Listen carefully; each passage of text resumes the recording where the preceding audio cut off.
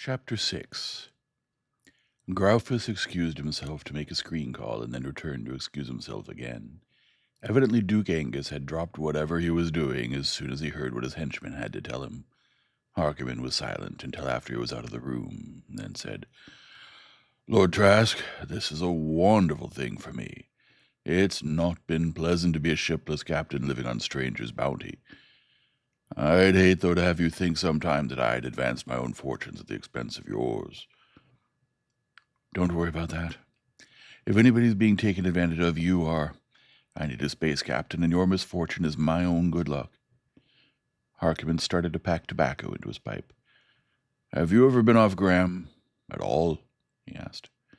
"A few years at the University of Camelot on Excalibur. Otherwise, no." "Well, have you any conception of the sort of thing you're setting yourself to?" The space Viking snapped his lighter and puffed. "You know, of course, how big the old Federation is. You know the figures, that is, but do they mean anything to you? I know they don't to a good many spacemen, even. We talk glibly about 10 to the 100th power, but emotionally we still count 1, 2, 3, many. A ship in hyperspace logs about a light year an hour. You can go from here to Excalibur in 30 hours, but you could send a radio message announcing the birth of a son, and he'd be a father before it was received. The old Federation, where you're going to hunt Dunnan, occupies a space volume of 200 billion cubic light years, and you're hunting for one ship, and one man in that. How are you going to do it, Lord Trask?" "I haven't started thinking about how. All I know is that I have to do it. There are planets of the old Federation where space Vikings come and go, raid and trade bases, like the one Duke Angus planned to establish on Tanith. At one or another of them, I'll pick up word of Dunnan, sooner or later. We'll hear where he was a year ago, and by the time we get there, he'll be gone for a year and a half to 2 years. We've been raiding the old Federation for over 300 years, Lord Trask. At present, I'd say there are at least 200 space Viking ships in operation. Why haven't we raided it bare long ago? Well, that's the answer. Distance and voyage time. You know, Dunnan could die of old age, which is not a usual cause of death among space Vikings, before you caught up with him. And your youngest ship's boy could die of old age before he found out about it." "Well, I can go on hunting him till I die, then. There's nothing else that means anything to me." "I thought it was something like that. I won't be with you all your life. I want a ship of my own, like the Corsandi, that I lost on Durendal. Some day I'll have one, but till you can command your own ship, I'll command her for you. That's a promise." Some note of ceremony seemed indicated. Summoning a robot, he had it pour wine for them, and they pledged each other. Rovard Graufus had recovered his aplomb by the time he returned, accompanied by the Duke. If Angus had ever lost his, he gave no indication of it. The effect on everybody else was literally seismic. The generally accepted view was that Lord Trask's reason had been unhinged by his tragic loss. There might, he conceded, be more than a crumb of truth in that. At first his cousin Nicolai raged at him for alienating the barony from the family, and then he learned that Duke Angus was appointing him vicar baron and giving him Traskid Newhouse for his residence. Immediately he began acting like one at the deathbed of a rich grandmother. The Wardshaven financial and industrial barons, whom he had known only distantly, on the other hand, came flocking around him, offering assistance and hailing him as the savior of the duchy. Duke Angus' credit, almost obliterated by the loss of the enterprise, was firmly re-established, and theirs with it. There were conferences at which lawyers and bankers argued interminably. He attended a few at first, found himself completely uninterested, and told everybody so. All he wanted was a ship, the best ship possible, as soon as possible. Alex Gorham had been the first to be notified. He had commenced work on the unfinished sister ship of the Enterprise immediately, until he was strong enough to go to the shipyard himself. He watched the work on the 2,000-foot globular skeleton by screen, and conferred either in person or by screen with engineers and shipyard executives. His rooms at the ducal palace were converted almost overnight from sick rooms to offices, The doctors, who had recently been urging him to find new interests and activities, were now warning of the dangers of overexertion. Harkiman finally added his voice to theirs. "You take it easy, Lucas. They had dropped formality and were on a first-name basis now. You got hold pretty badly. You let damage control work on you and don't strain the machinery till it's fixed. We have plenty of time. We're not going to get anywhere chasing Dunnan. The only way we can catch him is by interception. The longer he moves around in the old Federation before he hears we're after him, the more of a trail he'll leave. Once we can establish a predictable pattern, we'll have a chance. Then, sometime, he'll come out of hyperspace somewhere and find us waiting for him." "Do you think he went to Tanith?" Harkiman heaved himself out of his chair and prowled about the room for a few minutes, then came back and sat down again. "No, that was Duke Angus' idea, not his. He couldn't put in a base on Tanith anyhow. You know the kind of crew he has." There had been an extensive inquiry into Dunnan's associates and accomplices. Duke Angus was still hoping for positive proof to implicate Omfrey of Glaspeth in the piracy. Dunnan had with him 12.5 employees of the Gorham's shipyards whom he had corrupted. There was some technical ability among them, but for the most part they were agitators and troublemakers and incompetent workmen. Even under the circumstances, Alex Gorham was glad to see the last of them. As for Dunnan's own mercenary company, there were about a score of former spacemen among them. The rest graded down from bandits through thugs and sneak thieves to barroom bums. Dunnan himself was an astrogator, not an engineer. "That gang aren't even good enough for routine raiding," Harkiman said. "They'd never, under any circumstances, be able to put in a base on Tanith. Unless Dunnan's completely crazy, which I doubt. He's gone to some regular Viking base planet like Hoth or Nurgle or Dagon or Zoshi to recruit officers and engineers and able spacemen." "All that machinery and robotic equipment and so on that was going to Tanith? Was that aboard when he took the ship?" "Yes, and that's another reason why he'd go to some planet like Hoth or Nurgle or Zoshi. On a Viking-occupied planet in the old Federation, that stuff's almost worth its weight in gold." "What's Tanith like?" "Almost completely Terra-type, third of a Glass G sun. Very much like Haltaclear or Flamberge. It was one of the last planets the Federation colonized before the Big War. Nobody knows what happened exactly. There wasn't any interstellar war, at least. You didn't find any big slag puddles where cities used to be. They probably did a lot of fighting among themselves after they got out of the Federation. There's still some traces of combat damage around. Then they started to decivilize, down to the pre-mechanical level, wind and water power and animal power. They have draft animals that look like introduced Terran carabeos, and a few small sailboats and big canoes and bateaux on the rivers. They have gunpowder, which seems to be the last thing any people lose. I was there 5 years ago. I like Tanith for a base. There's one moon, almost solid nickel iron, and fissionable ore deposits.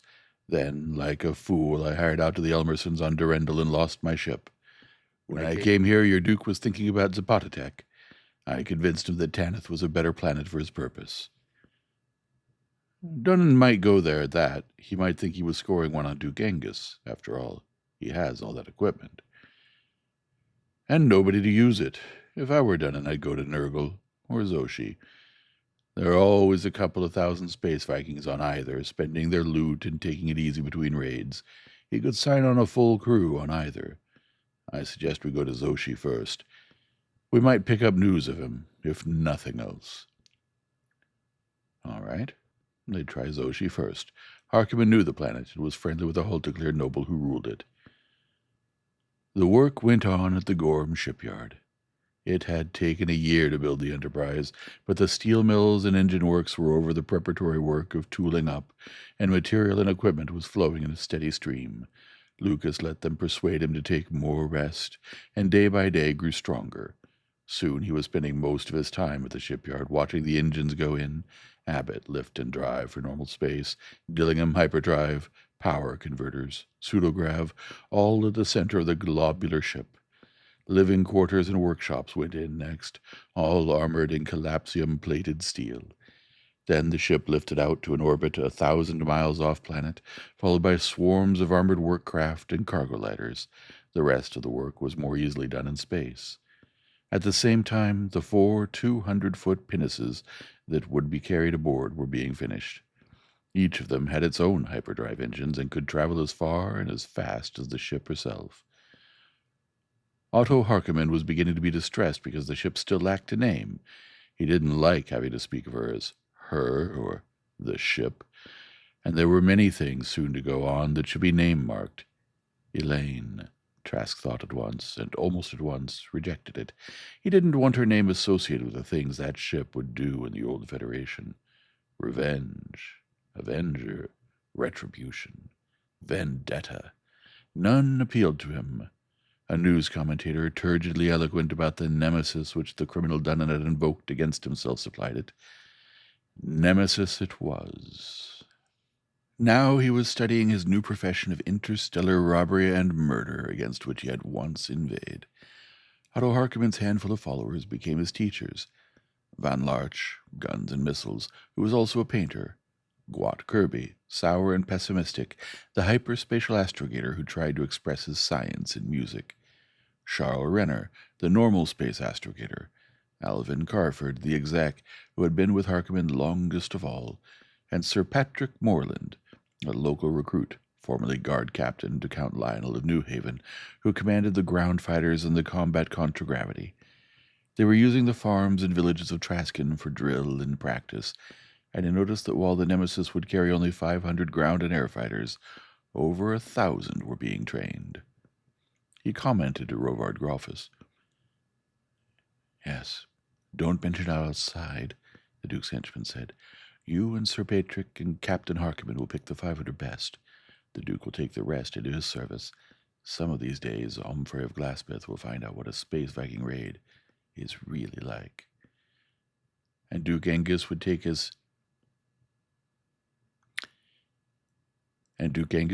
his new subjects of Glaspeth to redeem the pledges on his new barony of Traskin. Some old pre-atomic writer Harkeman was fond of quoting and said, "Gold will not always get you good soldiers, but good soldiers can't get you gold." The Nemesis came back to the Gorham yards and settled onto her curved landing legs like a monstrous spider. The Enterprise had borne the Ward sword and atom symbol. The Nemesis should bear his own badge, but the bisonoid head, tawny on green, of Traskin was no longer his. He chose a skull impaled on an upright sword, and it was blazoned on the ship when he and Harkeman took her out for her shakedown cruise. When they landed again at the Gorham yards, 200 hours later, they learned that a tramp freighter from Morglay had come into Biglersport in their absence with news of Andre Dunnan. Her captain had come to Wardshaven at Duke Angus' urgent invitation and was waiting for them at the ducal palace. They sat, a dozen of them, around a table in the Duke's private apartments. The freighter captain, a small, precise man with a graying beard, alternately puffed at a cigarette and sipped from a beaker of brandy. "I spaced out from Morglay 200 hours ago," he was saying. "I'd been there 12 local days, 300 galactic standard hours, and the run from Cortana was 320. This ship, the Enterprise, spaced out from there several days before I did. I'd say she's 1,200 hours out of Windsor on Cortana now." The room was still. The breeze fluttered curtains at the open windows. From the garden below, winged night things twittered. "I never expected it," Harkeman said. "I thought he'd take the ship out to the old Federation at once." He poured himself wine. "Of course, Dunnan's crazy. A crazy man has an advantage sometimes, like a left-handed knife fighter. He does unexpected things." "That wasn't such a crazy move," Rovard Grofus said. "We have very little direct trade with Cortana. It's only an accident we'd heard about this when we did." The freighter captain's beaker was half empty. He filled it to the brim from the decanter. "She was the first ship Graham, there for years. That attracted notice, of course, and his having the blazonry changed from the sword and atom symbol to the blue crescent, and the ill feeling on the part of other captains and planetside employers about the men he'd lured away from them. How many men, and what kind? The man with the gray beard shrugged. I was too busy getting cargo together from Orglay to pay much attention. Almost a full spaceship complement, officers and spacemen of every kind, and a lot of industrial engineers and technicians. Then he is going to use that equipment that was aboard and put in a base somewhere, somebody said. If he left Cortana 1,200 hours ago, he's still in hyperspace, Gwat Kirby said. It's over 2,000 from Cortana to the nearest Old Federation planet. How far to Tanith? Duke Angus asked. I'm sure that's where he's gone. He'd expect me to finish the other ship and equip her like the Enterprise and send her out. He'd want to get there first. I'd thought that Tanith would be the last place he'd go, Harkonnen said, but this changes the whole outlook. He could have gone to Tanith. He's crazy, and you're trying to apply sane logic to him, Gwat Kirby said. You're figuring what you'd do, and you aren't crazy. Of course, I've had my doubts at times, but... Yes, he's crazy. And Captain Harkonnen's allowing for that, Rovard Groffus said. Dunnan hates all of us. He hates His Grace here. He hates Lord Lucas and Caesar Carvel. Of course, he may think he killed both of them. He hates Captain Harkonnen. So how could he score all of us at once? By taking Tanith. You say he was buying supplies and ammunition? That's right.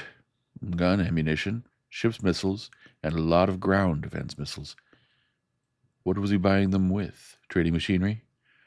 No, gold. Yes. Lothar Fail found out that a lot of gold was transferred to Dunnan from banks in Glaspeth and Didriksburg, Groffus said. He got that aboard when he took the ship, evidently. All right, Trask said. We can't be sure of anything, but we have sane reasons for thinking he went to Tanith, and that's more than we have for any other planet in the Old Federation. I won't try to estimate the odds against our finding him there, but they're a good deal bigger anywhere else. We'll go there first. End of Chapter 6. Chapter 7. The outside view screen, which had been vacantly gray for over 3,000 hours, was now a vertiginous swirl of color, the indescribable color of a collapsing hyperspatial field. No two observers ever saw it alike, and no imagination could vision the actuality. Trask found that he was holding his breath. So, he noticed, was Otto Harkonnen beside him. It was something, evidently, that nobody got used to. Even Gwat Kirby the astrogator was sitting with his pipe clenched in his mouth, staring at the screen. Then, in an instant, the stars, which had literally not been there before, filled the screen with a blaze of splendor against the black velvet backdrop of normal space. Dead in the center, brighter than all the rest, Ertado's star, the sun of Tanith, burned yellowly. The light from it was 10 hours old. Pretty good, Gwat, Harkonnen said, picking up his cup. Good Gehenna, it was perfect, somebody else said. Kirby was relighting his pipe. Oh, I suppose it'll have to do, he grudged around the stem. He had gray hair and an untidy mustache, and nothing was ever quite good enough to satisfy him. I could have made it a little closer. Need 3 microjumps now, and I'll have to cut the last one pretty fine. Now don't bother me. He began punching buttons for data and fiddling with set screws and verniers. For a moment, in the screen, Trask could see the face of Andre Dunnan. He blinked it away and reached for his cigarettes, and put one in his mouth, wrong end too. When he reversed it and snapped his lighter, he saw that his hand was trembling. Otto Harkonnen must have seen that too. Take it easy, Lucas, he whispered. Keep your optimism under control. We only think he might be here. I'm sure he is. He has to be. No, that was the way Dunnan himself thought. Let's be sane about this. We have to assume he is. If we do and he isn't, it's a disappointment. If we don't and he is, it's a disaster. Others, it seemed, thought the same way. The battle station's board was a solid blaze of red light for full combat readiness. All right, Kirby said. Jumping. Then he twisted the red handle to the right and shoved it in viciously. Again the screen boiled with colored turbulence. Again dark and mighty forces stalked through the ship like demons in a sorcerer's tower. The screen turned featureless gray as the pickup stared blindly into some dimensionless no-place. Then it convulsed with color again, and this time Hurtado's star, still in the center, was a coin-sized disk, with the little sparks of its 7 planets scattered around it. Tanith was the third. The inhabitable planet of a G-class system usually was. It had a single moon, barely visible in the telescopic screen, 500 miles in diameter and 50,000 off-planet.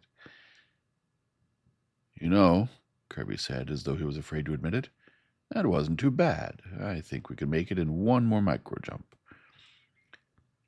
Sometime, Trask supposed, he'd be able to use the expression micro about a distance of 50 million miles, too. What do you think about it? Harkonnen asked him, as deferentially as though seeking expert guidance instead of examining his apprentice. Where should Gwat put us? As close as possible, of course. That would be a light second at the least. If the Nemesis came out of hyperspace any closer to anything the size of Tanith, the collapsing field itself would kick her back. We have to assume Dunnan's been there at least 900 hours. By that time, he could have put in a detection station and maybe missile launchers on the moon. The Enterprise carries 4 pinnaces, the same as the Nemesis. In his place, I'd have at least 2 of them on off-planet patrol. So let's accept it that we'll be detected as soon as we come out of the last jump, and come out with the moon directly between us and the planet. If it's occupied, we can knock it off on the way in. A lot of captains would try to come out with the moon masked off by the planet, Harkonnen said. Would you? The big man shook his tousled head. No. If they have launchers on the moon, they could launch at us in a curve around the planet by data relayed from the other side, and we'd be at a disadvantage replying. Just go straight in. You hearing this, Gwat? Yeah, it makes sense. Sort of. Now stop pestering me. Charles, look here a minute. The normal space astrogator conferred with him. Alvin Carver, the executive officer, joined them. Finally, Kirby pulled out the big red handle, twisted it, and said, All right. Jumping. He shoved it in. I suppose I cut it too fine. Now we'll get kicked back 500,000 miles. The screen convulsed again. When it cleared, the third planet was directly in the center. Its small moon, looking almost as large, was a little above and to the right, sunlit on one side and planet-lit on the other. Kirby locked the red handle, gathered up his tobacco and lighter and things from the ledge, and pulled down the cover of the instrument console, locking it. All yours, Charles, he told Renner. 8 hours to atmosphere, Renner said. That's if we don't have to waste a lot of time shooting up Junior there. Von Larch was looking at the moon in the 600 power screen. I don't see anything to shoot. 500 miles, 1 planet buster, or 4 or 5 thermonuclears, he said. It wasn't right, Trask thought indignantly. Minutes ago, Tanith had been 6.5 billion miles away. Seconds ago, 50-odd million, and now 250,000, and looking close enough to touch on the screen, it would take them 8 hours to reach it. While on hyperdrive, you could go 48 trillion miles in that time. Well, it took a man just as long to walk across the room today as it had taken Pharaoh the First or Homo sap. In the telescopic screen, Tanith looked like any picture of any Terra-type planet from space, with cloud-blurred contours of seas and continents and a vague mottling of gray and brown and green, topped at the pole by an ice cap. None of the surface features, not even the major mountain ranges or rivers, were yet distinguishable, but Harkonnen and Charles Renner and Alvin Carford and the other old hands seemed to recognize it. Carford was talking by phone to Paul Koreff, the signals and detection officer, who could detect nothing from the moon and nothing that was getting through the Van Allen belt for the planet. Maybe they'd guessed wrong at that. Maybe Dunnan hadn't gone to Tanith at all. Harkonnen, who had a knack of putting himself to sleep at will, with some 6th or nth sense posted as a sentry, leaned back in his chair and closed his eyes. Trask wished he could, too. It would be hours before anything happened, and until then he needed all the rest he could get.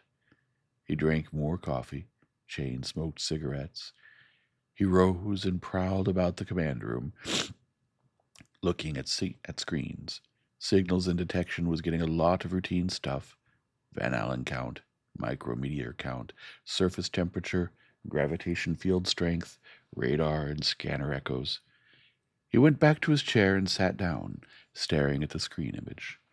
The planet didn't seem to be getting any closer at all, and it ought to. They were approaching it at better than escape velocity. He sat and stared at it. He woke with a start. The screen image was much larger now. River courses and the shadow lines of mountains were clearly visible. It must be early autumn in the northern hemisphere.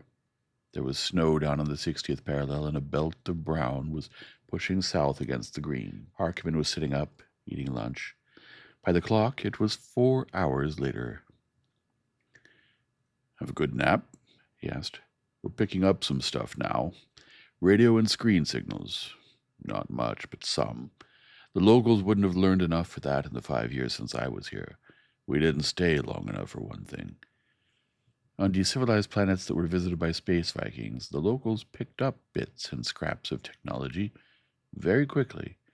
In the 4 months of idleness and long conversations while they were in hyperspace, he'd heard many stories confirming that. But from the level to which Tanith had sunk, radio and screen communication in 5 years was a little too much of a jump. "You didn't lose any men, did you?" That happened frequently. Men who took up with local women, men who had made themselves unpopular with their shipmates, men who just liked the planet and wanted to stay. They were always welcomed by the locals for what they could do and teach. "No, we weren't there long enough for that. Only 350 hours. This we're getting is outside stuff. Somebody's there besides the locals." Dunnan. He looked again at the battle station's board. It was still uniformly red-lighted. Everything was on full combat ready.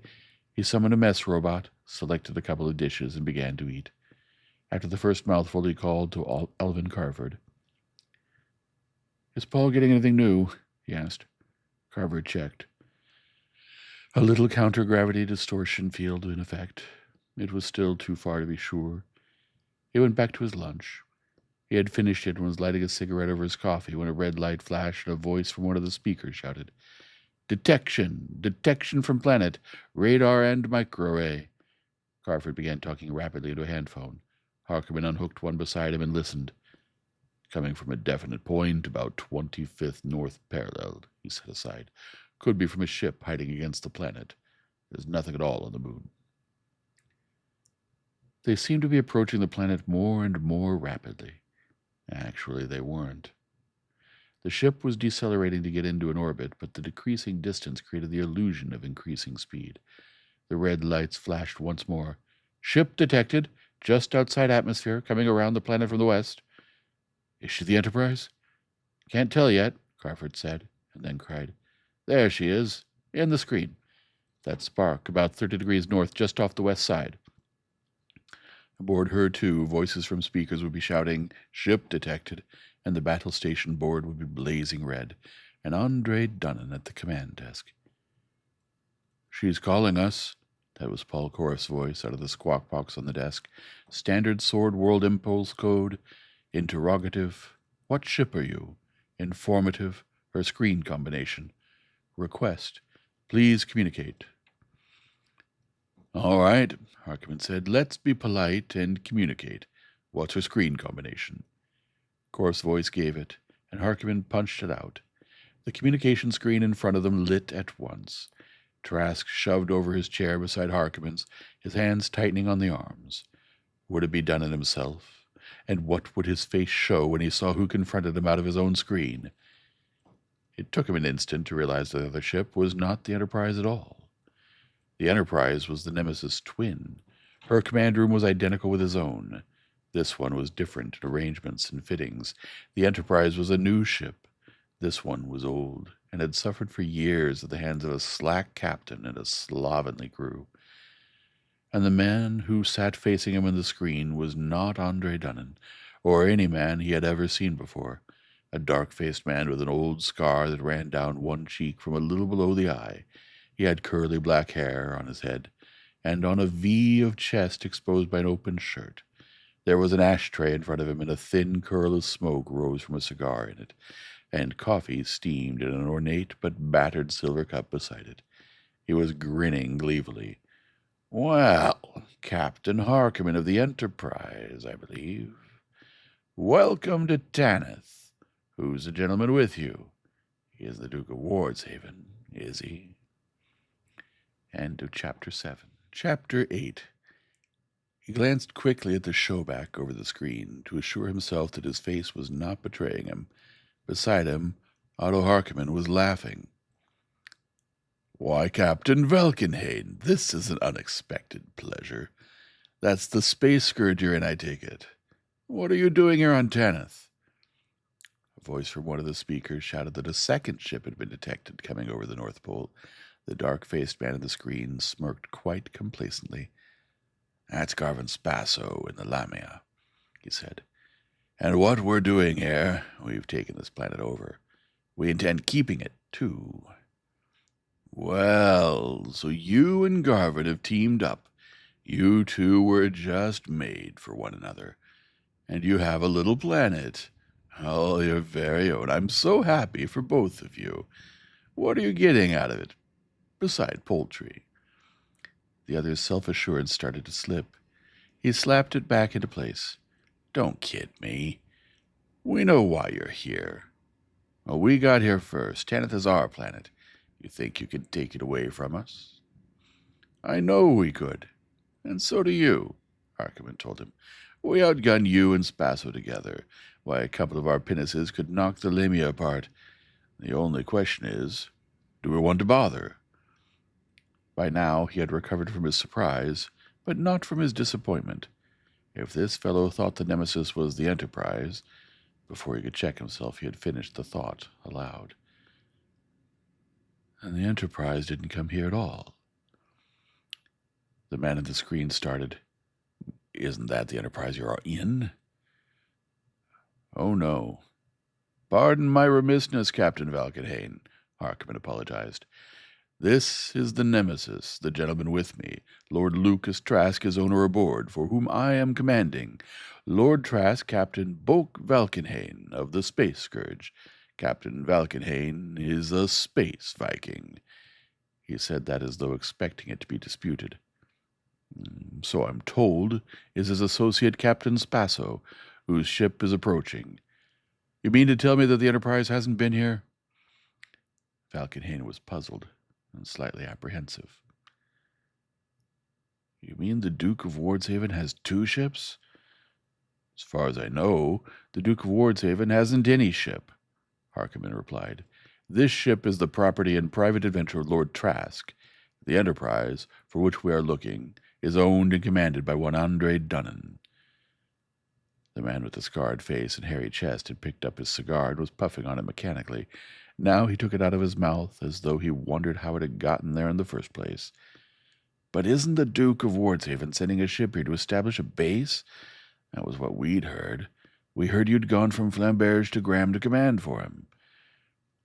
"Where did you hear this? And when?" "On Hoth. Maybe about 2,000 hours ago. A Gilgamesher brought the news from Zoshi." "Well, considering it was fifth or sixth hand, your information was good enough when it was fresh. It was a year and a half old when you got it, though. How long have you been here on Tanith?" "About 1,000 hours." Harkerman clucked sadly at that. "Pity you wasted all that time. Well, it was nice talking to you, Boak. Say hello to Garvin for me when he comes up." "You mean you're not staying?" Valkenhayn was horrified, an odd reaction for a man who had just been expecting a bitter battle to drive them away. "You're just spacing out right again?" Harkerman shrugged. "Do we want to waste time here, Lord Trask? The Enterprise has obviously gone somewhere else. She was still in hyperspace when Captain Valkenhayn and his accomplice arrived here." "Is there anything worth staying for?" That seemed to be the reply Harkerman was expecting. "Beside poultry, that is?" Harkerman shook his head. "This is Captain Valkenhayn's planet, his and Captain Spasso's. Let them be stuck with it." "But look, This is a good planet. There's a big local city, maybe 10 or 20,000 people, temples and palaces and everything. Then there are a couple of old Federation cities. The one we're at is in good shape, and there's a big spaceport. We've been doing a lot of work on it. And the locals won't give you any trouble. All they have is spears and a few crossbows and matchlocks. I know, I've been here. Well, couldn't we make some kind of a deal? Valkenhayn asked. A mendicant whine was beginning to creep into his voice. I can get Garvin on screen and switch him over to your ship. Well, we have a lot of Sword World merchandise aboard, Harkonnen said. We could make you good prices on some of it. How are you fixed for robotic equipment? But aren't you going to stay here? Valkenhayn was almost in a panic. Listen, suppose I talk to Garvin and we all get together on this. Just excuse me for a minute. As soon as he had blanked out, Harkonnen threw back his head and guffawed, as though he had just heard the funniest and bawdiest joke in the galaxy. Trask himself didn't feel like laughing. The humor escapes me, he admitted. We came here on a fool's errand. I'm sorry, Lucas.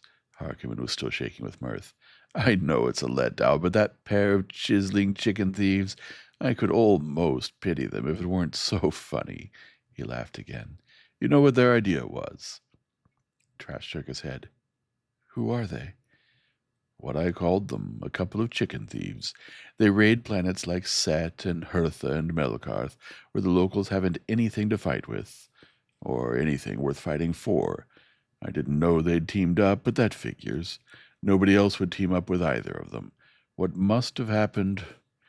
This story of Duke Angus Tanith's adventure must have filtered out to them, and they thought that if they got here first, I'd think it was cheaper to take them in than run them out. I probably would have, too. They do have ships, of a sort, and they do raid, after a fashion. But now there isn't going to be any Tanith base, and they have a no-good planet, and they're stuck with it. Can't they make anything of it out of themselves? Like what? Harkonnen hooted. They have no equipment, and they have no men. Not for a job like that. The only thing they can do is space out and forget it. We could sell them equipment. We could, if they had anything to use for money. They haven't. One thing, we do want to let down and give the men a chance to walk on ground and look at the sky for a while. The girls here aren't too bad either, Harkonnen said. As I remember, some of them even take a bath now and then. That's the kind of news of Dunnan we're going to get. By the time we'd get to where he's been reported, he'd be a couple of thousand light years away, he said disgustedly. I agree. We ought to give the men a chance to get off the ship here. We can stall this pair along for a while, and we won't have any trouble with them. The three ships were slowly converging toward a point 15,000 miles off-planet and over the sunset line. The space scourge bore the device of a mailed fist clutching a comet by the head. It looked more like a whisk broom than a scourge. The Lamia bore a coiled snake with the head, arms, and bust of a woman. Valkenhayn and Spasso were taking their time about screening back, and he began to wonder if they weren't maneuvering the Nemesis into a crossfire position. He mentioned this to Harkonnen and Alvin Carford. They both laughed. Just holding ship's meetings, Carford said. They'll be yakking back and forth for a couple of hours yet. Yes, Valkenhayn and Spasso don't own their ships, Harkonnen explained. They've gone in debt to their crews for supplies and maintenance till everybody owns everything in common. The ships look like it, too. They don't even command, really. They just preside over elected command councils.